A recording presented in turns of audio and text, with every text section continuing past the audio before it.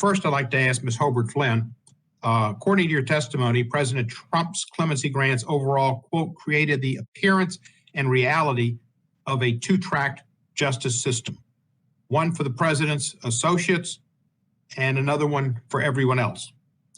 Why is even the appearance of impropriety in the granting of a presidential clemency so dangerous to our democratic order and the rule of law generally?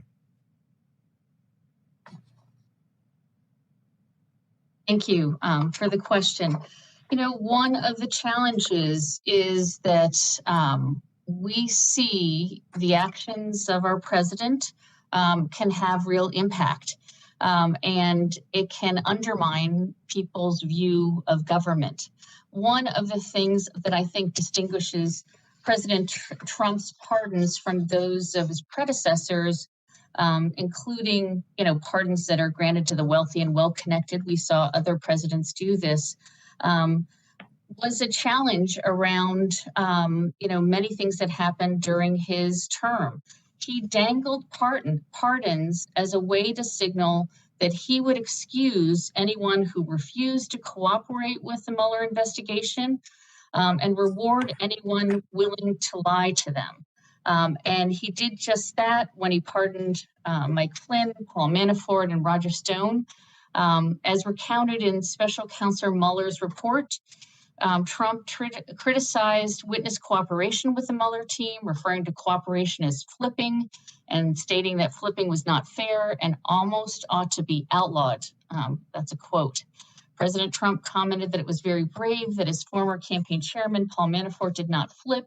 And in response to a question about a potential pardon for Manafort, Trump said it was never discussed, but I wouldn't take it off the table. Why would I take it off the table? End quote.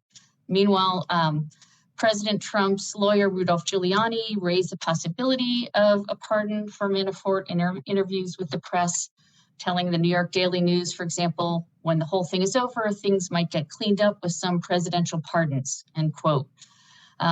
These kinds of actions raise the specter that the president is above the law and can use something like a tool, the presidential pardon, in ways to help himself. And that is not what the founders thought of when they were talking about the pardon. The power of the pardon is extensive, but it needs to be viewed in the context of other provisions of the Constitution that requires the president to uphold the law and the Constitution. This is not a tool to put his own his own worries about how he could be judged in the Mueller investigation in terms of Russian interference. And Ms. Hobart Flynn, activity is undermining to people's view of their government. In fact, let me go to Ms. Frederickson, although you would be just as a good witness for this. The appearance of a conflict of interest is important. And Professor Blackman said certain changes should not be constitutionalized in prohibiting clemency because of a single conception of the public interest. Well, aren't there certain classes of people, Ms. Frederickson, that would have an inherent conflict, such as family members or possible close associates, that it would destroy the public's integrity, belief in the integrity of the presidency and of the clemency process and of all justice for all, equal justice for all?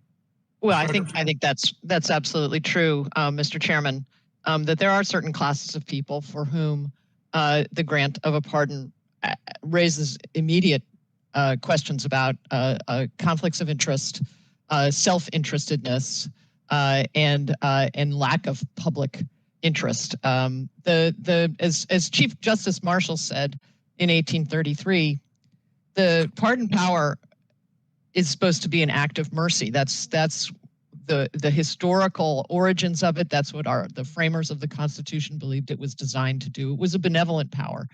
It wasn't a power to grant oneself and one's family a get out of jail free card or the ability to solicit funds for campaign donations in exchange for a pardon. Let me ask you this, Ms. Frederick, my 5 minutes about up. But you mentioned in your testimony about somebody that committed like $25 million worth of fraud and there was something, I think, a pardon of a man in Florida who had done Medicaid fraud, and a man in another state that had done different fraud. There were a bunch of frauds in the tens and tens of millions of dollars. Could that in any way be seen as just as one of the statements about just a difference of opinion of the political parties and how they view justice?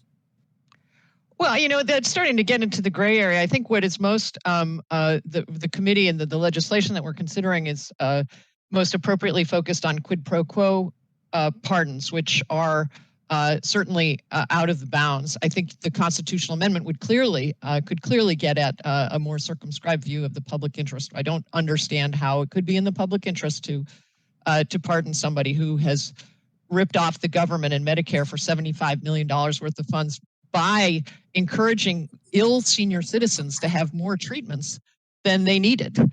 It's hard to contemplate how that could possibly be in the public interest.